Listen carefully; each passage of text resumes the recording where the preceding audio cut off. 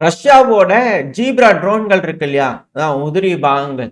அந்த உதிரி பாகங்கள் லாத்வியாவோட கடலோர பகுதிகள்ல, இந்த பால்டிக் சி இருக்கு இல்லையா? அந்த கடலோர பீச்ல வந்து பார்த்தீங்கன்னா கண்டெடுத்திருக்காங்க அப்படின்னு கூட சொல்றாங்க. லைட்டா சிரிப்பு வந்ததுக்கான காரணங்கள் இருக்கு. அதுவும் இது நடந்த ஈவென்ட் என்னைக்குன்னா 18 செப்டம்பர். அதாவது லாத்வியாங்கிறது வந்து பார்த்தீங்கன்னா, உக்ரைன், அதுக்கு மேல பெலருஸ், இல்ல உக்ரைன், போலாண்டு, அதுக்கு நடுவுல லுத்துவேனியா, அதுக்கு மேல தான் லாத்வியா. அதுக்கு மேல எஸ்தோனியா இருக்கு. இப்போ கலிங்கன்கிராட்ல இருந்து வந்திருந்தாலும் லுத்வேனியாவை தாண்டி போய் தானே வந்திருக்கும். எப்படியும் தெரிஞ்சிருக்கும்ல, ஏதோ ஒரு இடத்துல தெரிஞ்சிருக்கணும். இல்ல ரஷ்யா வந்து அட்டாக் பண்ணாங்க அப்படின்னா இந்த பால்டிக் சீவில சுத்தி வரனா லாத்வியா, எஸ்தோனியா வந்து பாத்தீங்கன்னா பார்த்துருக்கணும். இந்த லுத்வேனியாவையும் எஸ்தோனியாவும் கடந்து எப்படி லாத்வியாவோட பீச்சில் வந்து பாத்தீங்கன்னா கண்டெடுத்திருப்பாங்க அப்படிங்கிற கேள்விகள் பல அனலிஸ்டுக்குள்ள இருக்கு. சிலருக்குலாம் பைத்தியம் முடிச்சிருச்சு. எப்படி வந்திருக்கும்? உக்ரைனுக்குள்ள போனது ஒரு போர்ட்டலுக்குள்ள பூந்தாங்க பீச்ல வந்து விழுந்திருக்குமா அப்படிங்கிற யோசனைகள் இருக்கு. எது எப்படியோ இப்போ எஸ்கலேஷன் நாட்டோவோட பல நாடுகள்லயும் வந்து பாத்தீங்கன்னா எஸ்கலேஷன் வர ஆரம்பிச்சிருச்சு. ரஷ்யா தாக்குறதுக்கு ட்ரோன்களை ஏவிட்டு இருக்கிறாங்க. உளவு வேலை பார்க்கறதுக்காக கூட இருக்கலாமா அப்படிங்கிற சந்தேகங்களும் இருக்கு பல அனலிஸ்டுக்குள்ள. என்னென்ன மாதிரியான யோசனைகள் பாருங்களேன். அதாவது காயலாங்கடைக்கு போடுறது, அதாவது வேஸ்ட் தானே கீழே விழுந்திருக்குல்ல, ரஷ்யா தான் தினத்துக்கு 100க்கு மேல அனுப்புறாங்கல்ல, கொண்டா ஒரு 4-5 கூட எங்க ஊர்ல விழுந்திருக்குன்னு கணக்கு காட்டிடலாம் அப்படிங்கிறது போல வாங்கிட்டு கொண்டு போய் வச்சுக்கிறாங்களா இல்ல என்ன எங்க தெரியல. இல்ல ஏதாவது விளையாட்டு சாமானங்கள் பிளாக்ல வித்தர்றாங்கன்னு நினைக்கிறேன். இது போல எல்லாம் வெடிக்காது. சேஃப்டி தான், நியூட்ரலைஸ் பண்ணப்பட்டது தான், டேமேஜ் ஆனது. நீங்க வீட்டில் வாங்கி வந்து பார்த்தீங்கன்னா அந்த ஷோகேஸ் மாதிரி வச்சுப்பாங்க. இந்த போர் நடக்கக்கூடிய யுத்தத்தில் வந்து பார்த்தீங்கன்னா இது போல ஷாகி ட்ரோன்கள் அப்படிங்கிற வந்து பார்த்தீங்கன்னா உதிரி பாகங்கள் அப்படிங்கிற ஷோகேஸ் மாதிரி பண்ணி வைக்கிறது இருக்கு. கேம்லாம் விளையாடுறவங்களுக்கு தெரியும். ஸோ அதுபோல வந்து அங்க இருக்கக்கூடிய நபர்கள்லாம் பிளாக்ல உக்ரைன் கிட்ட இருந்து அதெல்லாம் வாங்கிடுறாங்களா அப்படிங்கிற சந்தேகங்கள் இருக்கு. ஸோ அதை வச்சு விளையாடும் போது போர் அடிச்சு போய் தூக்கி போட்டு போயிடுறாங்களா பீப்புள்ஸ் அப்படின்னு சந்தேகமா இருக்கு. எது எப்படியோ இப்போ லாத்வியால ட்ரோன்கள் வந்து பாத்தீங்கன்னா கண்டெடுத்திருக்காங்க. இது ஒரு மிகப்பெரும் எஸ்கலேஷன். ஐயோ லாத்வியான்னு சொல்லவே வேணாம், ஏய் ரஷ்யா அப்படிங்கோல வந்துருவாங்களா அப்படிங்கோல இருக்கு. இப்போ வெயிட் பண்ணி பார்ப்போம். நாட்டோ நாடுகள்லாம் இப்போ ஒருங்கிணைய ஆரம்பிச்சிருக்காங்க. ரஷ்யா தாக்க ஆரம்பிச்சிட்டாங்க இல்லையா? இதுக்கப்புறம் ரிட்டாலியேஷன் இருக்குமா அப்படின்ற கேள்வி இருக்கு. அடுத்தது உக்ரைன் தரப்பு வந்து கடுமையான கண்டனங்கள் போலாண்டோட எம்பசி அலோகேட் பண்ணியிருப்பாங்க இல்லையா? உக்ரைனோட எம்பசி போலாண்டுல. ஸோ அங்க வந்து பார்த்தீங்கன்னா கடுமையான கண்டனங்கள் போயிருக்கு. அங்கிருந்து போலாண்டுக்கு தெரிவிச்சிருக்காங்க. காரணம் என்னன்னா போலாண்டோட முன்னாள் பிரைம் மினிஸ்டர் மில்லர் அவர்கள் அவர் வந்து பார்த்தீங்கன்னா உக்ரைன் வம்படியா போலாண்டு நாட்டோ நாடுகளை போர்ல இழுத்துறதுக்கு ப்ரொவகேஷன் பண்ணிட்டு இருக்கிறாங்க அப்படிங்கிறது போல குற்றச்சாட்டுகள் வந்து பார்த்தீங்கன்னா அவர் தரப்புந்து வந்தது. அதுக்கு கடுமையான கண்டனங்கள் உக்ரைன் தரப்புந்து போயிருக்கு. ஸோ இப்போ போலாண்டுக்குள்ள போகக்கூடிய ட்ரோன்கள் வெடிமருந்து இல்லை, வெறும் டப்பி இதுதான்.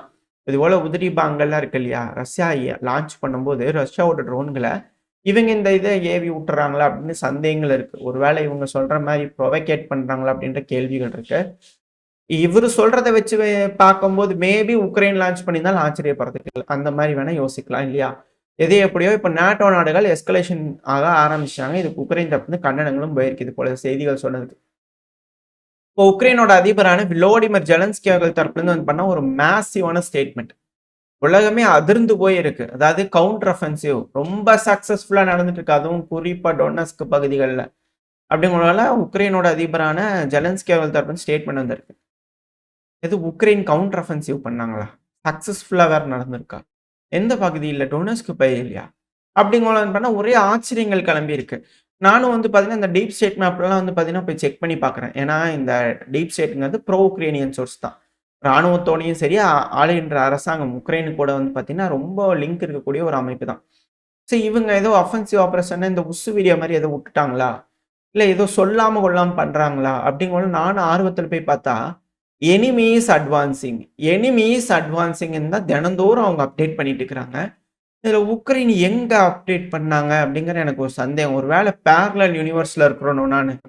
நான் வந்து பார்த்தீங்கன்னா, வேற மாதிரி வேற ஒரு யூனிவர்ஸ்ல இருந்திருக்கேன் நானு. எனக்கு செய்தியே கரெக்ட்டா வந்து பார்த்தீங்கன்னா, கிடைக்க மாட்டேங்குது.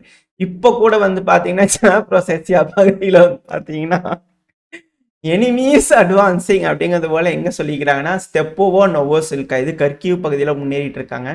அதை கிந்தரன்ஸ்குவா இது வந்து பார்த்தீங்கன்னா இந்த கர்கிவ் பகுதியில் முன்னேறி இருக்காங்க. நோவோ இவனோவ்கா இது வந்து பார்த்தீங்கன்னா ஜாப்ரோசிஷா பகுதியில். யார் எனிமி? எனிமினா யார்? ரஷ்யா.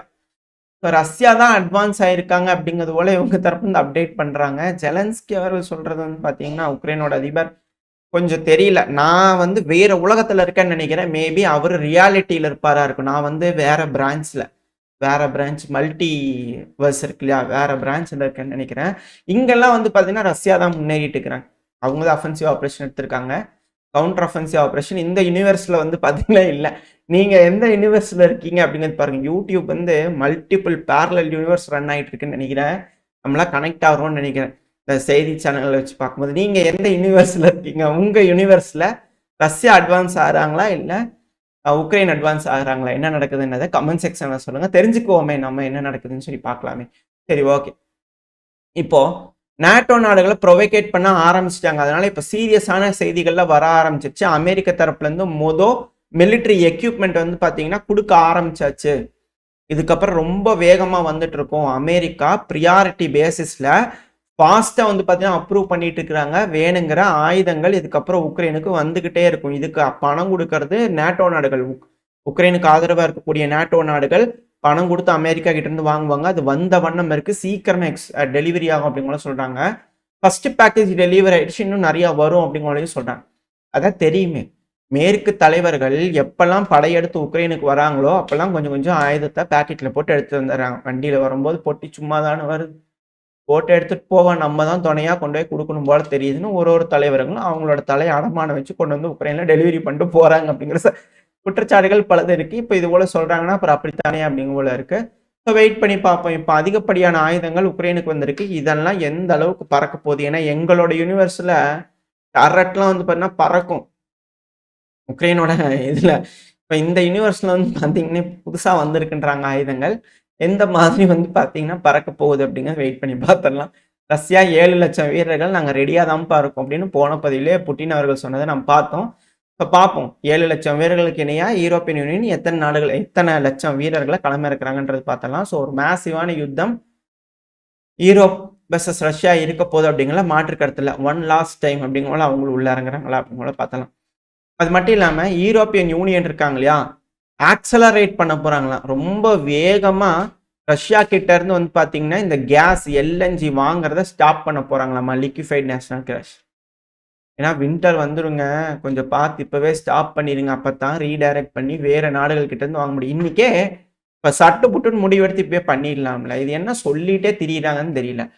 போர் ஆரம்பிச்சு 1 மாசம் 2 மாசம் இல்ல, போர் ஆரம்பிச்சு 3 வருஷம் 6 மாசத்துக்கு மேல ஆகி ஓடிட்டு இருக்கு. இவங்க பிரச்சனைக்குள்ள வராங்க அப்படின்னா இவங்க என்ன பண்ணணும்? இமீடியட்டா ரஷ்யா கிட்ட இருந்து வாங்குற கேஸை ஸ்டாப் பண்ணி 1 வருஷம் 2 வருஷத்துலேயே பண்ணி வேற பக்கம் பண்ணி இருக்கணும்ல. இப்போ வரைக்கும் ரொம்ப ஃபாஸ்ட் ஆக்சஸா வந்து பண்ண போறோம்னு சொல்லிட்டு இருந்தா என்ன அர்த்தம்? ரஷ்யா கிட்ட இருந்து கேஸ் வாங்கி ரஷ்யாவே அடிப்போம்னா என்ன இது அப்படிங்கிறது போல தெரியல. ஏன்னா வாங்கித்தான் ஆகணும், வேற வழி இல்லை. அமெரிக்காவோட அதிபரான டொனால்டு ட்ரம்ப் அவர்கள் அழுத்தங்கள் கொடுத்ததுனால இது இமீடியட்டா நடக்கும் அப்படிங்கிற சொல்றாங்க. எவ்வளவு இமீடியட்டா நடக்குது அப்படிங்கிறத நம்ம வெயிட் பண்ணி பார்ப்போம். அது நடந்துச்சு அப்படின்னா மேபி யூரோப்புக்கு ஒரு வாய்ப்பு இருக்கு, இல்லைன்னா சுத்தமா வாய்ப்பு இல்லை அப்படிங்கிறதுல புரிஞ்சுக்க முடியுது. இதில் இருக்கக்கூடிய செய்திகள் அதுதான். ரஷ்யா கிட்ட வாங்கி அவங்களே படிச்சா எப்படி அப்படிங்கிற கேள்வி இருக்கு. அடுத்தது மிடில் ஈஸ்டுக்கு வந்தாலும் இந்த மிடில் ஈஸ்ட்டை வந்து பார்த்தீங்கன்னா இஸ்ரேல் லெபனான்ல ஏர் ஸ்ட்ரைக் பண்ணியிருந்தாங்க. லெபனானோட தெற்கு பகுதிகளை இஸ்புல்லாவோட மிலிட்ரி சைட் இருக்கு, நாங்கள் அட்டாக் பண்ணுவோம் அப்படிங்கிற அவங்க தரப்பு வந்து வார்னிங்லாம் கொடுத்துருந்தாங்க. அதுக்கப்புறம் அட்டாக் பண்ண ஆரம்பிச்சிட்டாங்க. அதே சிரியாவுக்கும் இஸ்ரேலுக்கு நடுவில் பேச்சுவார்த்தைகள் நடந்தது. நம்ம இதை செந்தில் லீக் கோச்சில் பார்ப்போம்.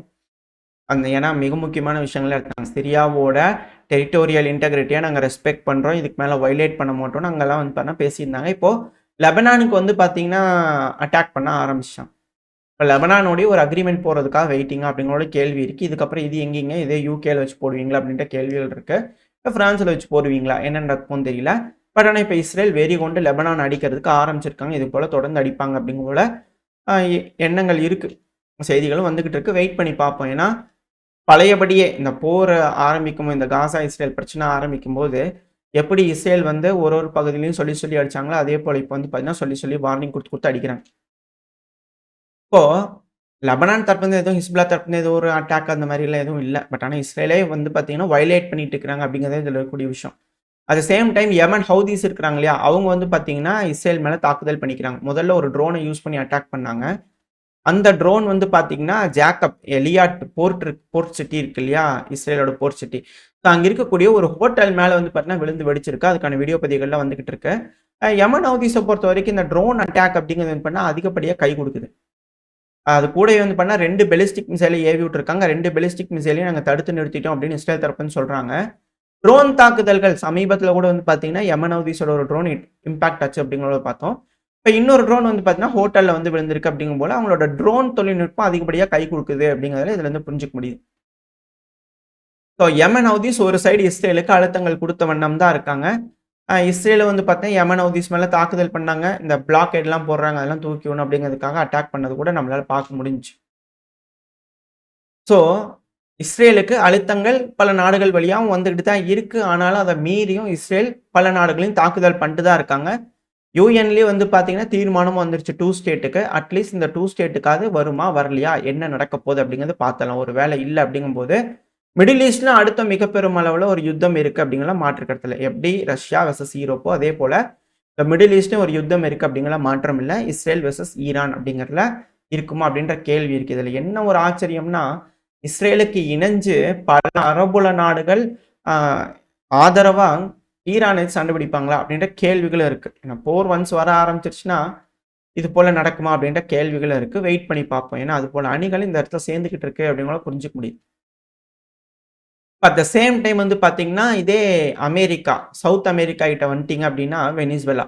இந்த இடத்துல வந்து பார்த்தீங்கன்னா மதுரோ அவர்களோட குகை எங்க இருக்கு, அங்க பதுங்கி இருக்கக்கூடிய அந்த பங்கர் எங்க இருக்கு அப்படிங்கலாம் வந்து பார்த்தீங்கன்னா இப்போ லொக்கேஷனோட ஷேர் ஆயிட்டு இருக்கு. என்னங்க இது போல லொக்கேஷன்லாம் கொடுத்தா நீங்க என்னங்க காசு தரதா சொன்னீங்க, என்ன பல அனலிஸ்ட்டுக்கு காசு கொடுத்துருவீங்களா அப்படிங்கிற கேள்விகள் வருது. மதுரோ அவர்களோட ஃபேமிலி எங்க இருக்கு, அவர் தங்கி இருக்கக்கூடிய குகை எங்க இருக்கு, அந்த குகைக்கு வந்து பார்த்தீங்கன்னா இப்போ வீடியோ பதிவுகளாக வந்துட்டு இருக்கு. அதிகப்படியான ரீஎன்ஃபோர்ஸ்மெண்ட்ஸ் ராணுவ வீரர்கள் வந்து பண்ண அந்த இடத்துல குமிஞ்ச வண்ணம் இருக்காங்க. ஸோ மதுரா அவர்கள் அதுவும் இது வந்து ரொம்ப தூரத்துலலாம் கிடையாது.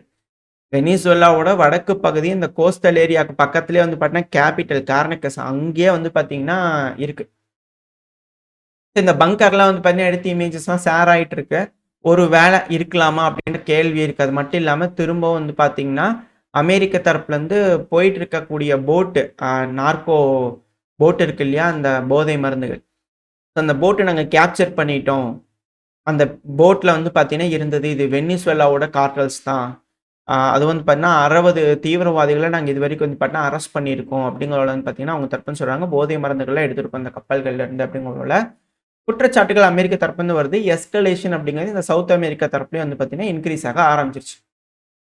ஸோ வெயிட் பண்ணி பார்ப்போம். இந்த உலகத்தில் இருக்கக்கூடிய கான்ஃப்ளிக்ஸ் எல்லாமே முடிவுக்கு வரப்போதா, இல்லை மிக பெரும் அளவில் வெடிக்க போதா, என்ன நடக்க போனது வெயிட் பண்ணி பார்த்தலாம். ஓரளவுக்கான தகவல்கள் இந்த பதிவில் பார்த்துருப்போம்னு நினைக்கிறேன். இதோட இந்த பதிவை நான் முடிச்சுக்கலாம். இந்த பதிவு எப்படின்னு உங்களுக்கு பிடிச்சிருக்கா, பிடிச்சுனா லைக் பண்ணிட்டு உங்கள் ஃப்ரெண்ட்ஸ் அப்படி ஷேர் பண்ணிக்கோங்க. அது கூட மறக்காம இந்த பதிவை பற்றி உங்களோட கருத்துக்களை கமெண்ட் செக்ஷனில் சொல்லுங்கள். அது கூடவே நம்ம சேனல் வந்து சப்ஸ்கிரைப் பண்ணலாம், மறக்காம சப்ஸ்கிரைப் பண்ணிக்கோங்க. இந்த பதிவு நல்லா இருக்கும்னு நம்பிக்கையில் அடுத்த போய் அவங்க சந்திக்கிறேன். Stay safe. பை.